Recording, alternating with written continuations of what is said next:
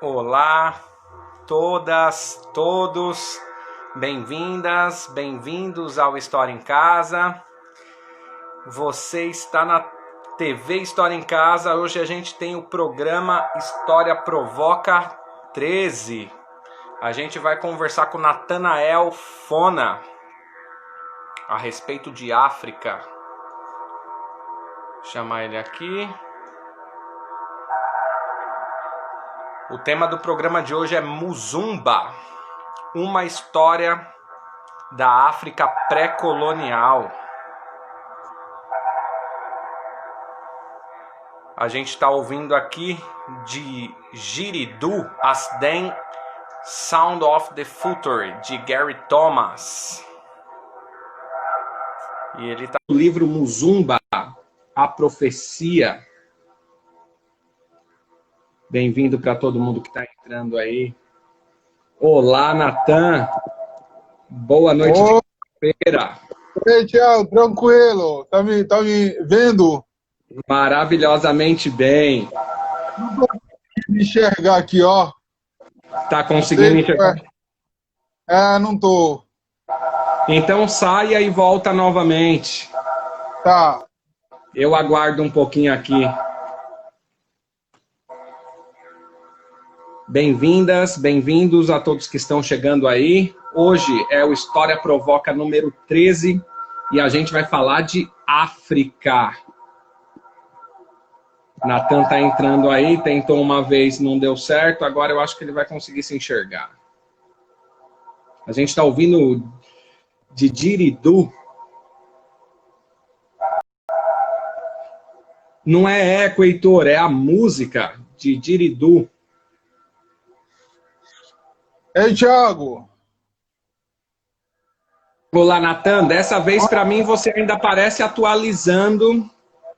Pois é, eu acho que esse problema que tá dando. Bora esperar pelo menos uns 15 segundos e ver se atualiza. Tá bom, você que sabe. Deixa eu colocar o tema aqui. Hoje a gente vai falar de África. Bem-vindas, bem-vindos. Natan tá tentando se conectar. Quiser sair e voltar de novo, Natan? Pode ser também. O que você acha? Nós estamos te ouvindo, mas não estamos te vendo.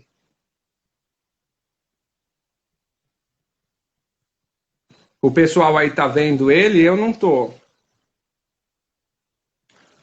Salve.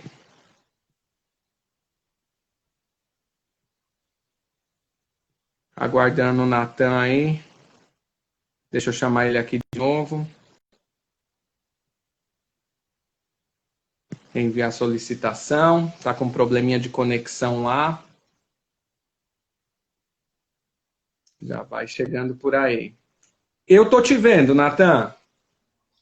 Tá me vendo? Tô te vendo, tá bem bom. Você não tá se vendo? Não, não tô enxergando, não. Mas tudo bem, vamos. Não sei assim. se isso não. Não sei se não vai dar problema em relação à gravação, mas se for não, o caso, pode. Ela mantém, assim, eu já fiz assim, eu todo escuro e depois ela fica boa.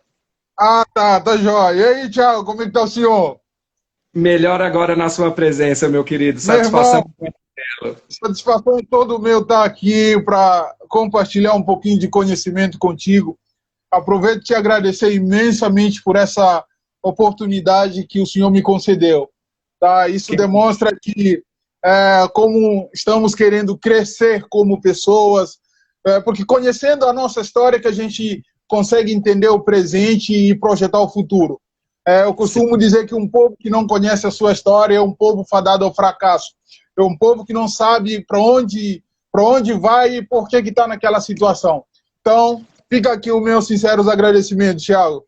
Eu que agradeço também, gratidão. Vou começar com uma leitura, passo para você, porque a gente tem muito a aprender sobre África, viu? Aqui no Brasil a gente precisa muito desse tema.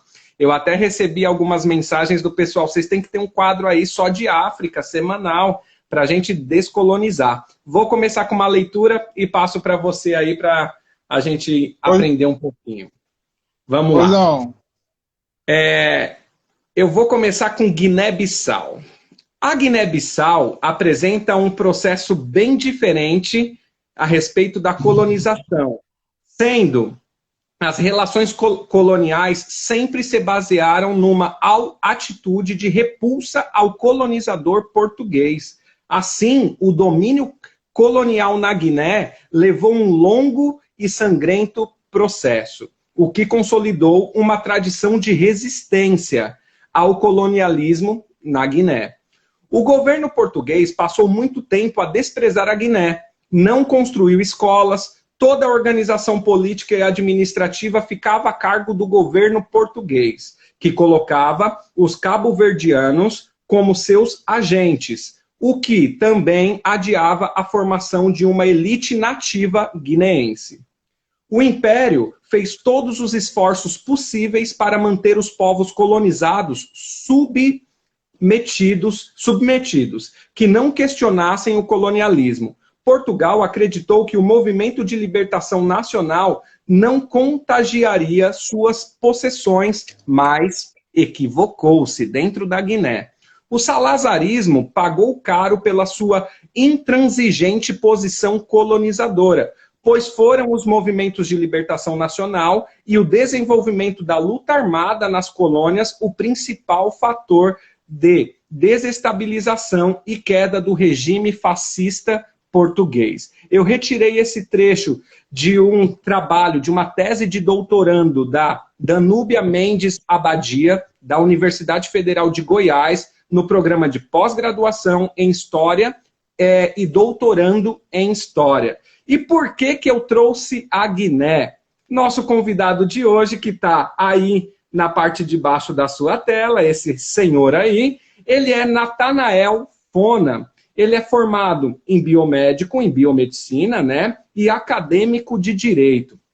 Ele publicou há pouco um livro chamado Muzumba, a Profecia. Ele é natural da Guiné-Bissau e ele está falando de Belém, no Pará.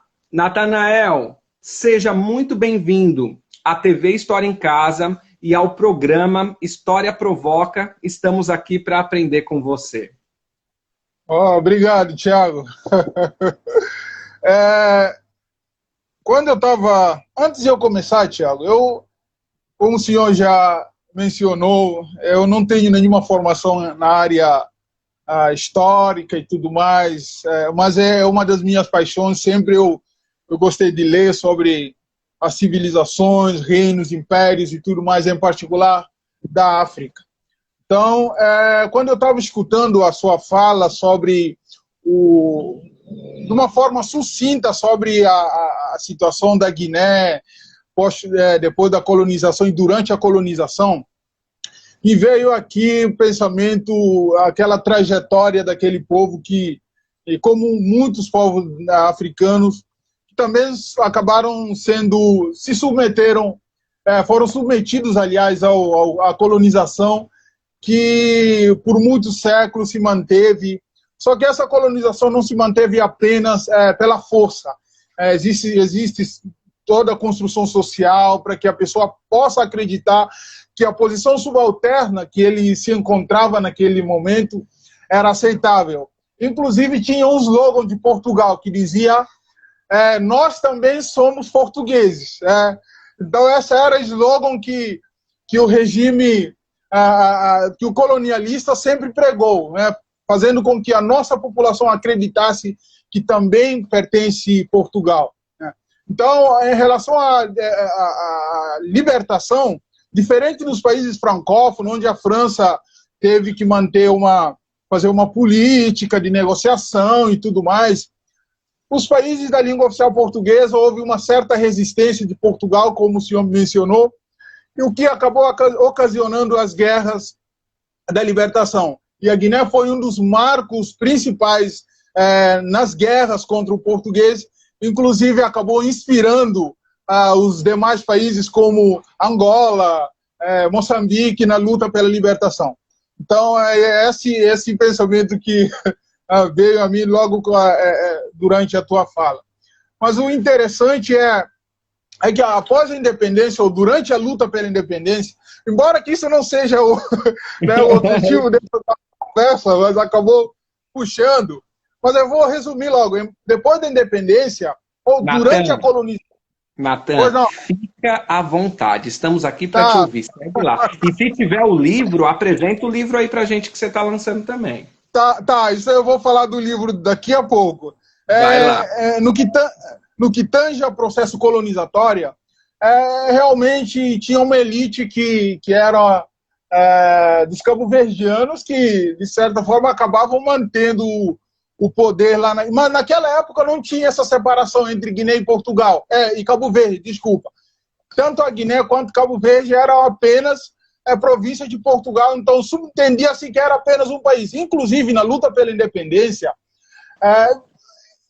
tem o mesmo objetivo, mesma bandeira e tudo mais, que acabou havendo essa separação depois da independência com o famoso movimento reajustador na Guiné, que os guinenses perceberam que, por algum motivo, os cabo-verdianos que mandavam, enfim, presidente da República era origem cabo-verdiana, e toda a administração, aquela herança colonizadora ainda que parecia continuar perpetrando. Então, eu acho que eles tiveram a visão, os políticos acharam que aquilo não seria ideal, já que lutaram pela independência e continuaram mantendo aquele sistema.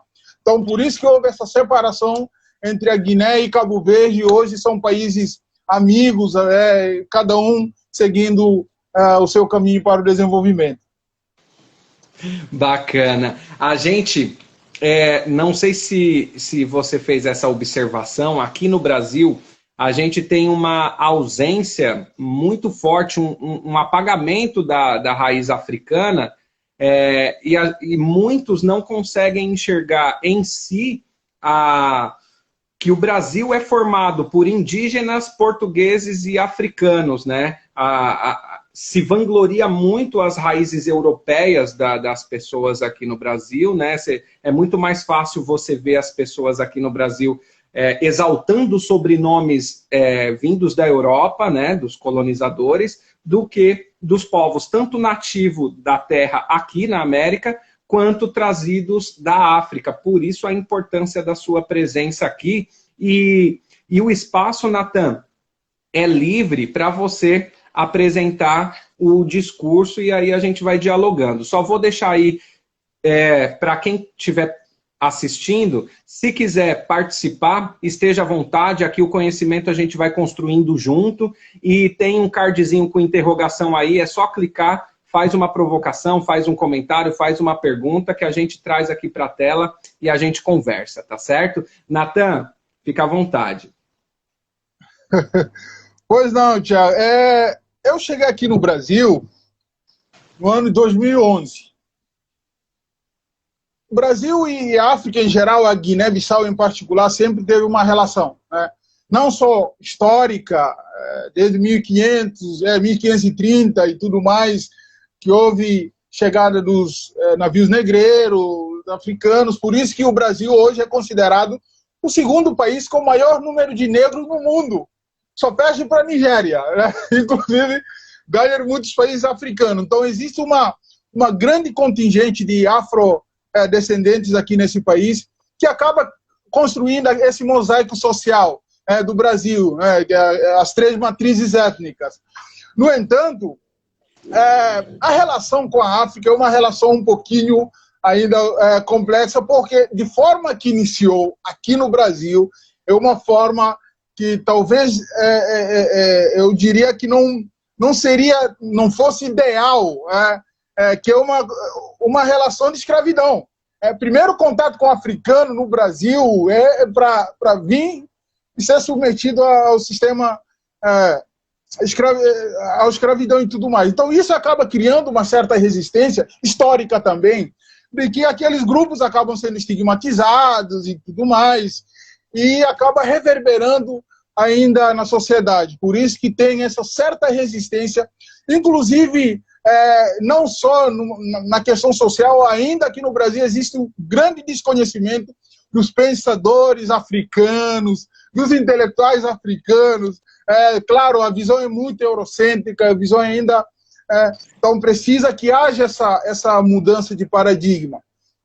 Tiago, eu cheguei no ano 2011, como eu estava dizendo, na Guiné sempre estudei num colégio brasileiro, uma missão que era...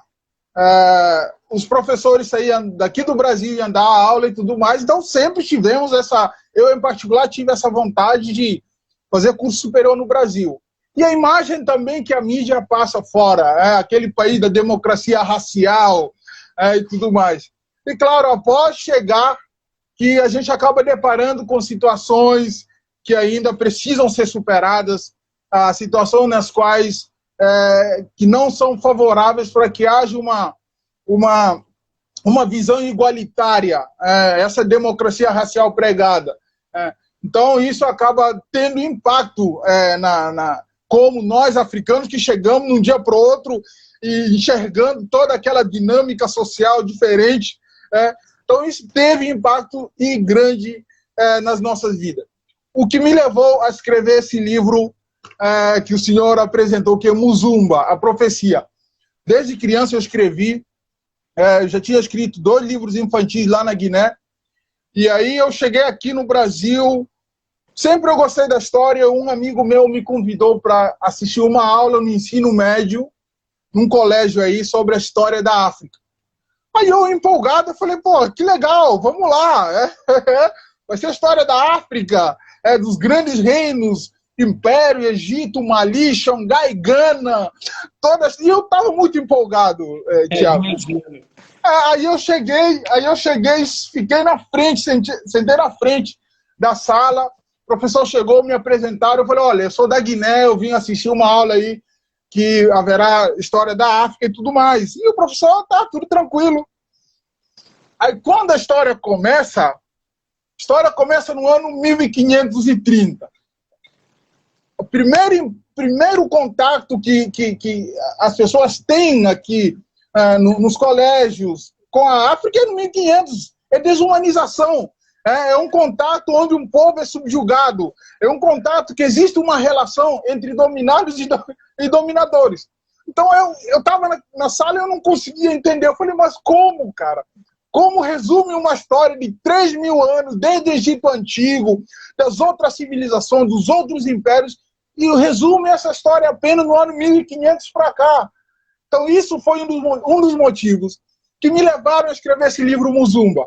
Eu trouxe a história da África pré-colonial, uma história que mostra também que aquele povo é um povo que tinha sua organização social, porque foi pregado há muito tempo que não, os africanos estavam lá sem fazer nada, nas selvas e tudo mais. O que não é verdade. Existe uma organização, sempre existiu uma organização social, política, e infelizmente a escravidão acabou tendo impacto muito grande, que acabou quebrando a evolução normal, sequencial de qualquer civilização. E cada povo se evolui da sua forma e tudo mais. E a escravidão acabou tendo esse impacto que eu diria, houve como se fosse um interrompimento da nossa evolução como povo. Então, isso acaba também gerando impacto, isso acaba também tendo impacto nas vidas sociais. Mas aí eu falei, não, eu tenho que trazer a história da África pré-colonial. Eu tenho que mostrar que a África não começa no ano 1500. A África é um continente velho que tem várias civilizações, impérios, povos, e aquele povo tinha suas organizações, tinham seus conflitos, suas crenças, mitologias. Então, esse é um dos motivos principais que me levaram a escrever esse livro Muzumba. De tão extenso que o livro é uma trilogia. Eu lancei agora a primeira parte, né, que é o volume 1, a profecia. A segunda parte virá, e a terceira. E eu fiquei muito preocupado nessa primeira parte, porque é o primeiro contato que o brasileiro vai ter com os contos africanos, com as crenças africanas. Então eu tive que sugar o máximo possível para que haja esse entendimento, mas também não perdendo a essência. Então esse é um dos motivos que me levaram a escrever esse livro Muzumba. Muzumba, a história começa, Tiago, lá no Egito, há 3.000 anos, para mostrar que esse povo também foi protagonista dessa grande civilização. Infelizmente, a sensação que passa quando é ensinada aqui no Brasil a história, por exemplo, do Egito, existe uma dissociação entre Egito e África. Mas o Egito é uma civilização, como diz o grande antropólogo senegalês Cheikh Anta Diop, durante seus estudos ele comprovou que é uma civilização que ocorreu, que foi desencadeado na África pelos africanos. Infelizmente, devido a situações como... toda vez que a gente vai dando a justificativa, mesmo não querendo, mas a escravidão e a colonização acaba entrando como um dos entraves desse processo. Por exemplo, existem várias,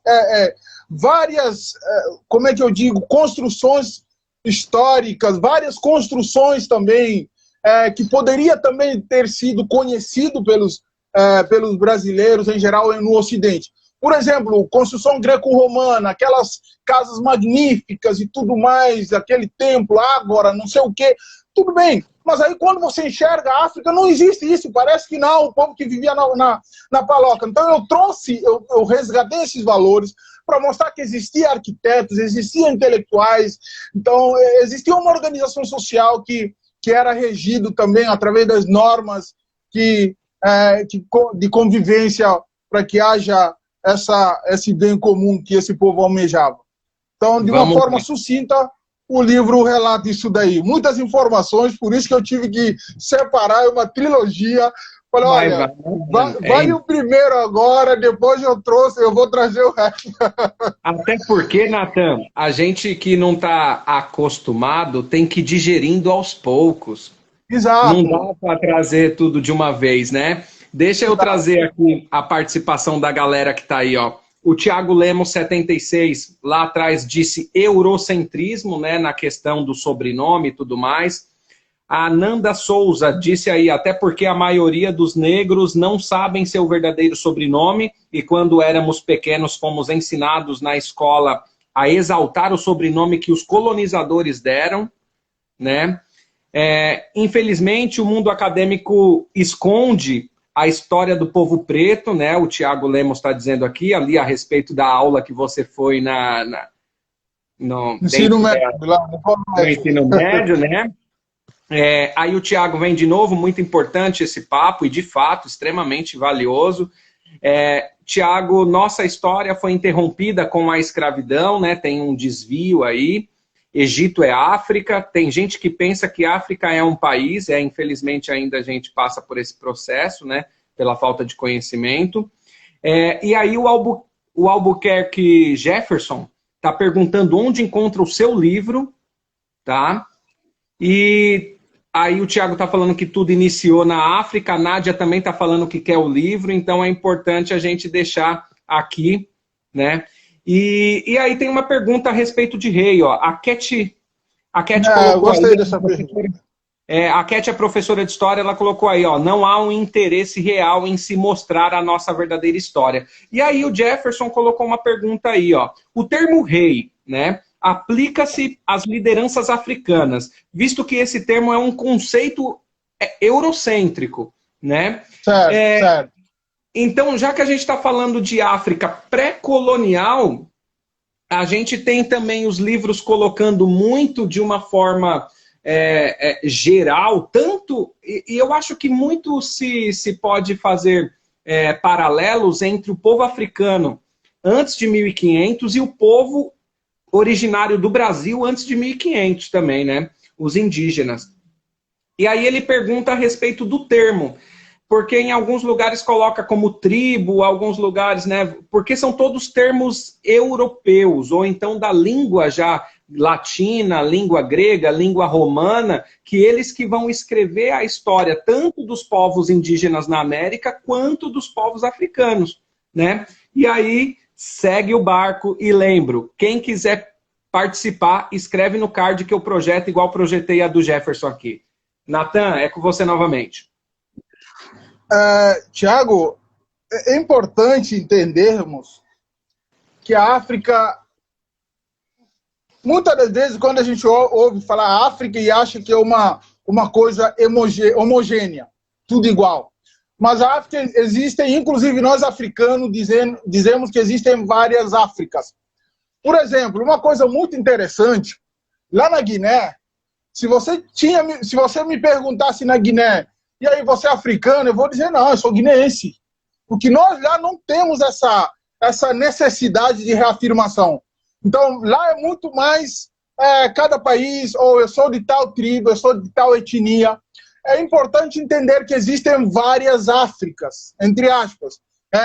Existe a África saariana, considerada África branca, existe a África subsaariana, a África do Sul. Então, cada lugar com suas peculiaridades, embora que tenhamos uma mesma base cultural, mas existem peculiaridades. Por exemplo, na Guiné, um país muito pequeno, com 36.125 km², é um país que comporta mais de 32 grupos étnicos.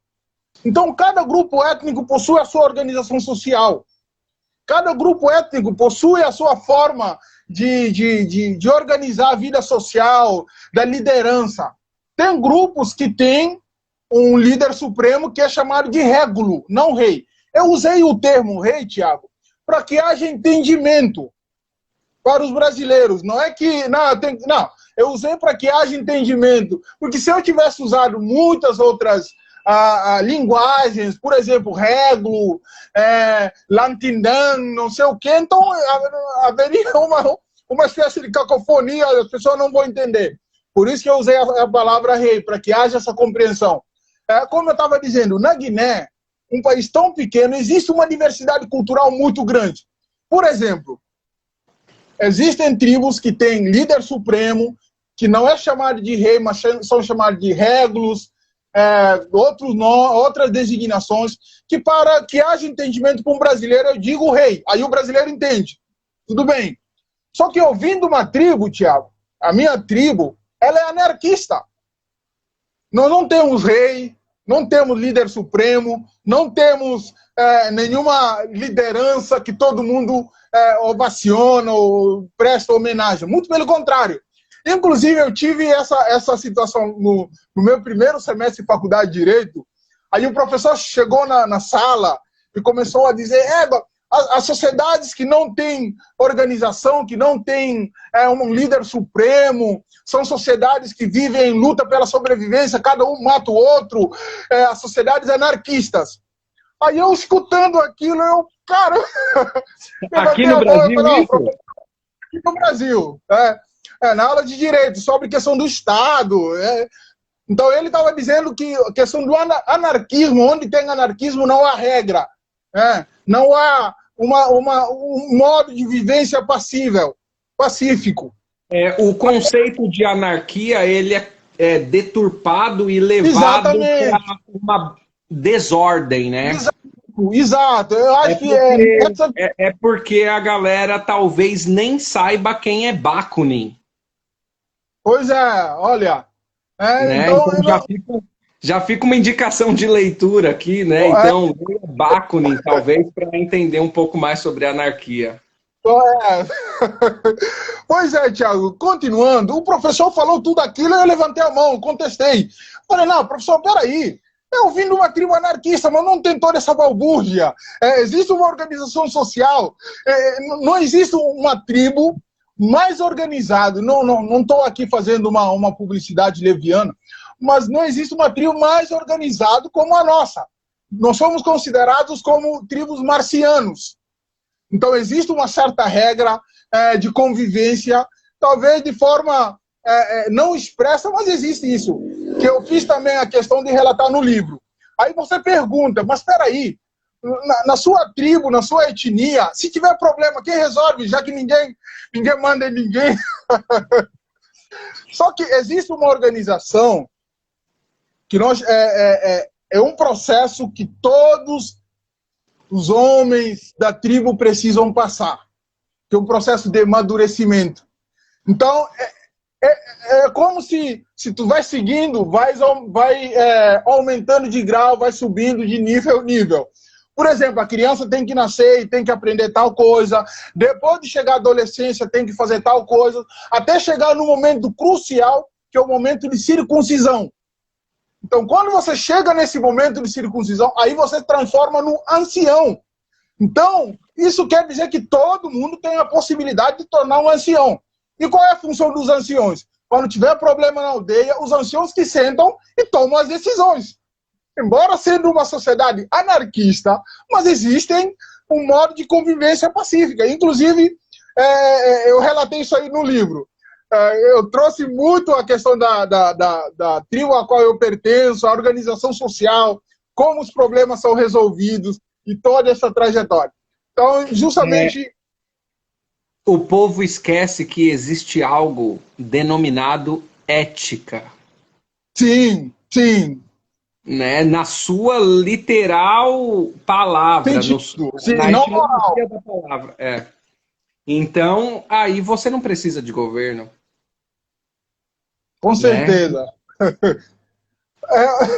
Mas veja bem, hoje, já que a Guiné é um país republicano, é um país democrático, a gente acaba se submetendo também a um sistema democrático. Separação dos poderes, poder judiciário, vai resolvendo os problemas. Mas eu vou te dizer uma coisa aqui, Tiago, que nas aldeias mais longínquas, as pessoas valorizam mais as questões tradicionais. As pessoas valorizam mais quando os anciãos dirimem o conflito. Porque um ancião, ele não é apenas um cara que estudou, não. Ele passou por um processo espiritual também para se tornar um juiz da tribo, um juiz da tribo.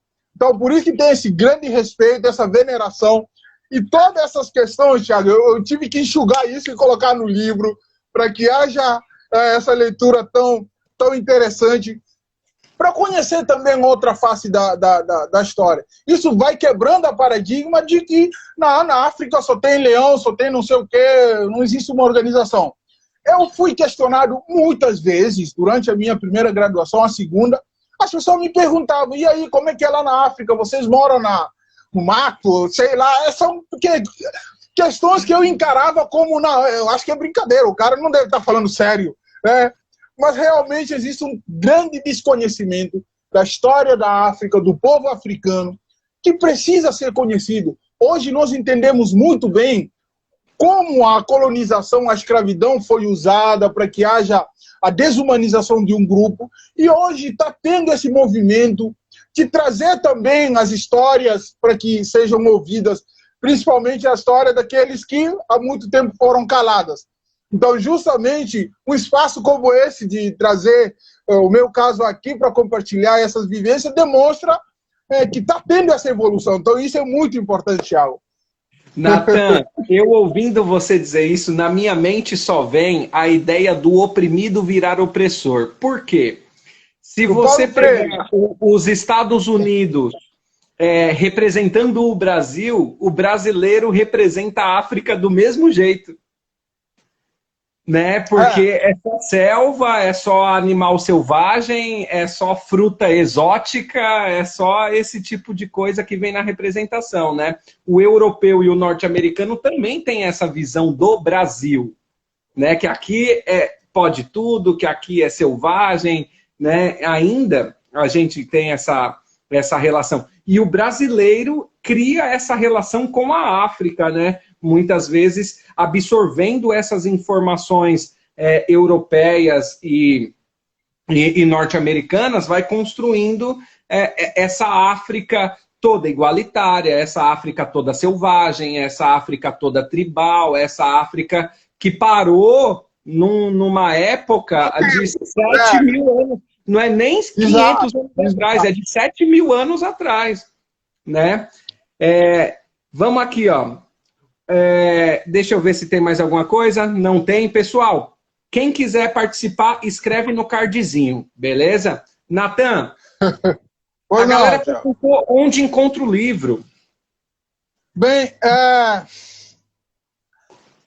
eu estou lançando ele na portal Amazon. Mas no Amazon só tem um Kindle para ler e tem também o livro digital. Mas quem queira adquirir o livro físico, é só entrar na página Universo Muzumba. Logo no início vai ter direcionamento lá, Universo Muzumba. aí vai ter direcionamento, você envia a mensagem que o livro a gente está mandando para todo o Brasil. Inclusive, já tem gente recebendo o Brasil todo. Estamos enviando o livro. Então, é só entrar na página... Já fica a dica, segue ele lá, entra, tem um link na sua bio, né, que já acessa e já entra em contato. Isso. Exato. E outra, segue ele lá também, porque vale muito a pena os vídeos que ele faz, até mesmo nos stories, que a gente aprende bastante. Tá certo. A gente vai estar... puder fazer para contribuir, para que haja também, para que os brasileiros possam ter acesso, porque é muito importante, Thiago. Tá pedindo para mostrar a capa aí. A capa? Aqui, ó. Universo Muzumba, a profecia. Isso, ancião... vai lá no Instagram dele que ele tem lá. Tem lá, o ancião. E tem aqui, não sei se dá para ver, umas figuras folclore da Guiné também que vão estar na história. Então é uma história muito rica. É uma história assim magnífica que interessante de ler. Muitos acabam dizendo, tu tinha que escrever mais. Eu falei, pois é. Eu usei justamente essa estratégia para que haja interesse primeiro. Faça uma leitura. São muitos conceitos novos que o brasileiro vai ter contato. Então, por isso que eu não fiz um livro exaustivo. Mas até o final do ano, talvez eu estarei lançando o volume Muzumba 2. É uma trilogia. Uma história muito bacana. Nathanael, para a gente se organizar, faltam 4 minutos aproximadamente, beleza? Tá. Aí é com você. Vai lá. Quem quiser participar, escreve no card que a gente projeta aqui. Vai lá, Natan. Pois Thiago, eu tenho desenvolvido ao longo do tempo que eu estou aqui no Brasil, eu tenho tentado contribuir também para não retribuir, mas também para poder fornecer um pouquinho de conhecimento pelo que esse país fez e ter aberto as fronteiras. E hoje eu estou aqui já na segunda graduação, finalizando. Então, eu tento contribuir de forma que eu puder para que haja também um retorno da minha parte. Eu vou nos colégios apresentar as palestras, conversar com os adolescentes, principalmente, as crianças. Então, isso é muito gratificante, isso é muito agregador. Então, eu espero poder continuar com esse projeto. Eu espero que haja também, que esse espaço possa multiplicar para que possamos ser ouvidos. Uma das minhas grandes inspirações, Thiago, foi o escritor e antropólogo senegalês chamado Cheikh Anta Diop. Ele é historiador também. E ao longo do tempo que ele esteve na França fazendo seus estudos, ele questionou muito a forma que a história da África é apresentada e tudo mais. E através de tese dele conseguiu demonstrar várias questões das civilizações africanas, da contribuição que a civilização africana teve no Ocidente, principalmente greco-romano. Por exemplo, o politeísmo, que foi importado do Egito para a Grécia e a Roma depois. Então, a África não é apenas aquele celeiro onde saíam as pessoas que só tinha força física para trabalhar. Não. Existiam organizações, pessoas, intelectuais, pensadores, que também possuem uma grande contribuição para o Ocidente. Eu gosto, no meu canal, Thiago, apresentar as coisas inéditas que o brasileiro não sabia. Por exemplo, que existem filósofos na África. Aí as pessoas, poxa, como assim? Agora a galera descobriu o Frantz Fanon esses dias aí. Existem filósofos, pensadores, as pessoas que através dos seus pensamentos, conseguem trazer uma luz aos jovens, acadêmicos. Então, é um continente que eu tento generalizar, mas não tem como generalizar, porque existe uma heterogeneidade muito grande. Cada país, cada lugar, cada povo com todas as suas organizações. Mas é um grande continente que ainda tem muito potencial para mostrar que tem crescido ao longo desse tempo, depois da independência, tem realizado grandes grandes projetos, façanhas, principalmente a União Africana foi uma das organizações de grande impulso que hoje tutela os países africanos, porque unindo que a gente acaba sendo forte. Então, todas essas crenças que são arquitetadas pelos africanos, essas dinâmicas sociais, existem pesquisadores, intelectuais, historiadores. Então, não é apenas limitá-lo como um povo que uma relação de dominados e dominadores, que é uma conotação um pouquinho injusta. Não sei se tem alguma pergunta aí. É o berço da civilização, né, humana. Né? A Etiópia é um lugar de muito se estudar, né? Eu vou colocar aqui duas questões aqui. Vamos ver aqui como que tá aí, ó. No contexto social da África, qual região desse continente sofre mais com a fome? E o governo? Aí eu acho que é mais atual, né, a pergunta. Sim, essa já é uma questão mais atual. Para compreender a África em geral, é preciso que haja a compreensão do passado, né?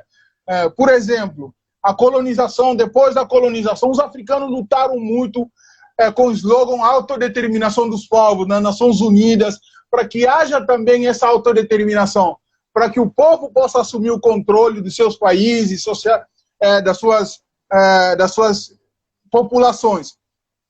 Infelizmente, em muitos desses países que houve a colonização, o colonizador ele não treinou as pessoas para assumirem o controle depois da ida. Porque eles vinham e colonizavam. Não tinha um treinamento dos nativos para que eles possam assumir o controle social e político dos seus respectivos países após a independência. Então, após a independência, houve uma separação abrupta e nesse espaço acabou tendo vários conflitos, que também é normal em qualquer sociedade. Os Estados Unidos já teve também guerra civil na luta pelo poder, quando o Estado é novo, tem sempre esses conflitos. Os Estados africanos, não obstante, tem alguns que estão 30, 40 anos de independência, então são Estados novos ainda, que têm lutado, que têm trilhado os caminhos de desenvolvimento. No entanto, existem essas dificuldades que são enfrentadas. Então, quando a gente é um processo de decolonização, né? Exatamente, porque sempre haverá reacionários que vão tentar impedir questões tribais envolvidas, que são suscitadas de uma forma leviana só para tentar justificar as interferências estrangeiras. Nós vimos muito isso. Por exemplo, a África foi o palco das guerras de polo capitalista socialista. Foi um dos palcos. Entrega armas, aquelas guerras civis que são relatadas na televisão. Mas hoje, em vários países, existe uma organização que tem tutelado para que haja pacificação social e assim os países trilhando via de desenvolvimento. A África subsaariana, historicamente... Sim, pode falar. Não, é que a Nádia colocou algo interessante aqui, a Nanda Souza.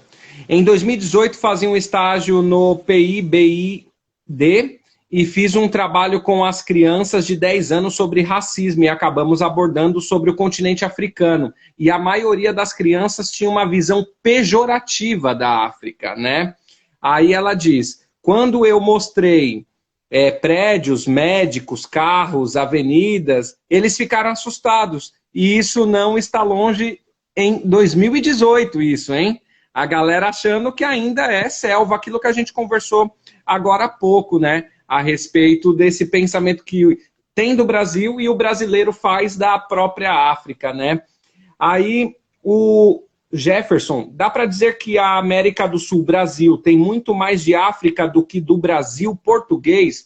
Aí eu já respondo e depois passo para você. Vou lembrar o Darcy Ribeiro, das nossas matrizes, né, de África, Portugal e Tupi, que é muito importante, que é o primeiro contato dos portugueses com os povos originários aqui da terra, né, da América.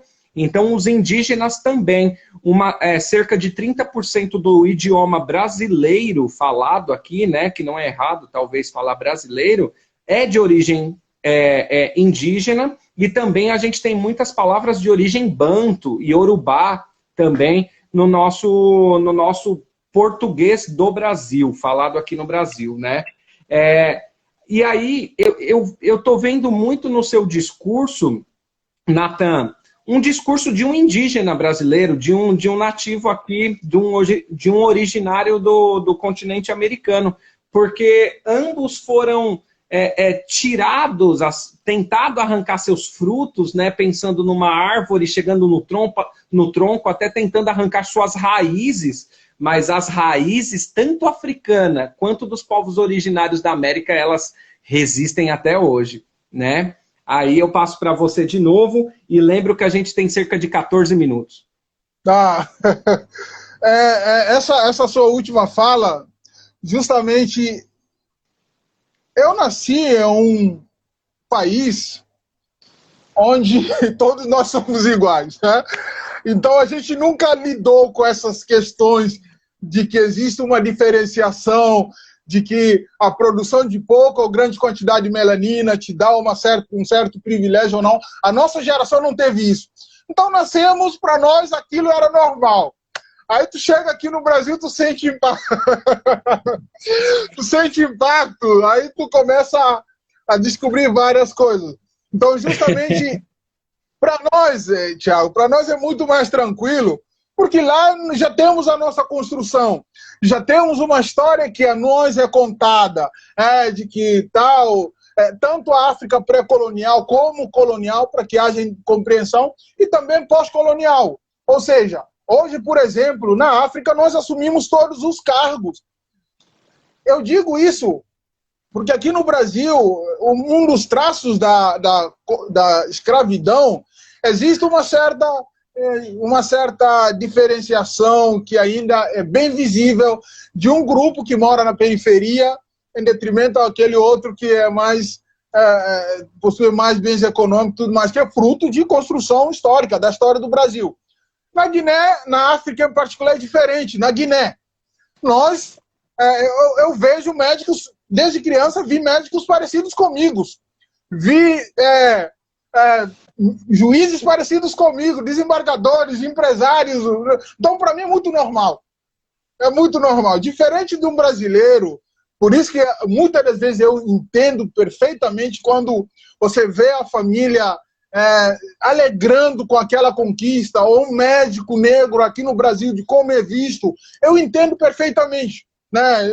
Enfim, mas para nós já é muito diferente. Então, o que nós tentamos fazer é tentar contribuir durante o tempo que a gente está aqui no Brasil, pelo fato desse país também ter aberto as portas e nos receber, e nos conceder essa oportunidade de ter um ensino superior, e contribuir de forma que possa haver também essa troca, né? Então isso acaba nos levando nesses discursos, nesse diálogo, nesses debates e tudo mais. Justamente, mas eu compreendo a sua fala dessa questão de tentar arrancar o raiz e tudo mais, mas não tem como diz o grande panafricanista chamado Isidoro Tomás Sankara, ele diz, olha, podem derrubar o tronco, mas se as raízes estiverem lá embaixo, não tem como, a árvore reflorescerá. Não dá, tem que tirar da raiz. E isso eles não conseguiram ainda bem. É impossível. Natan, o que mais de tradição oral que vem passando de povos para povos e vai chegando até você, que você coloca dentro do livro? É muito interessante, Thiago, essa tradição de oralidade, porque o desconhecimento dos grandes escritores, pensadores, histórias africanas, existe uma certa alegação de que não é porque eles costumam oralidade, que na verdade é uma falta de vontade embutido com o racismo epistemológico que recusa que esse povo tenha envergadura intelectual de produzir o conhecimento. Por isso, quando tem um escritor africano, escritor africano, como assim? Mas a oralidade, Thiago, é muito importante, que a oralidade não é por falta de conhecimento das escritas. Os mouros já escrevem há muito tempo. Porque existe uma relação também da África e o mundo arábica, da expansão arábica e tudo mais, antes da colonização. Então, aqueles povos já escreviam, os mouros, tinha povos que já tinha desenvolvimento da letra literária, mas justamente existe essa predominância da oralidade, porque nós entendemos que a escrita ela não consegue manifestar a essência de uma palavra, a essência de um pensamento. Então, por isso que é necessário a oralidade. Nós temos muito essa tradição, Tiago. Eu me lembro agora, estou me lembrando agora, que todas as vezes, quando eu era criança, nas noites de luar, a gente ficava na rua, olhando para a lua e os nossos avós contando as histórias. Então, isso é uma coisa assim tão boa, que faz parte da nossa tradição. Isso não quer dizer que os africanos não produzem. Existem vários escritores africanos, vários intelectuais que eu compartilho todas as semanas aí na minha rede social, lá, Universo Muzumba, que as pessoas podem estar acompanhando. Então, justamente nessa... Não é só porque sabe contemplar o belo que não faz nada, né? Isso é realmente, isso é verdade. Então, justamente isso daí. Então, a oralidade ela acaba desempenhando esse papel nesse sentido, para que haja o entendimento da essência da palavra. E não só a oralidade, através também dos cantos. Nós temos muita tradição nos cantos, nos provérbios. Então, tudo isso aí faz parte também da literatura, faz parte também da forma de preservação de conhecimento de um povo e de uma nação em geral. Ai, Natan, que maravilha. Ficaríamos hora aqui, porque África, vou falar sério com você, África é algo que nos falta. Hoje mesmo eu recebi uma mensagem aqui no canal aqui dizendo assim, vocês têm que ter um programa ou um quadro de África para falar toda semana, ou quinzenalmente, ou mensalmente, mas tem que ter para a gente descolonizar, para a gente desconstruir, para a gente conseguir tirar a cabeça daquela caixinha que colocaram a gente. E nós estamos em tempos que isso é possível, porque hoje nós somos mídia, né? Hoje um jovem em qualquer lugar do mundo com um celular e acesso à internet, ele é mídia. Então ele pode dizer, ele pode expor, ele pode apresentar e a gente pode desconstruir isso, né? A partir do acesso às mídias corretas, né? Natan, olha lá, tem a galera falando aí que super apoia, que concorda com a ideia de ter África aqui toda semana, quinzenalmente ou mensal. Vamos buscando. Né? Tá. Vai lá. Eu aproveito, Thiago. Não, eu só vou interpelar agora. Eu aproveito para te parabenizar com essa atitude tão nobre, meu amigo. Então, isso demonstra que temos essa carência e as pessoas tão nobres quanto você está querendo que haja esse contato, que haja essa outra face da moeda. Como diz uma grande escritora africana chamada Chimamanda Ngozi. Não sei se o senhor já ouviu falar dela, uma nigeriana, uma grande escritora feminista.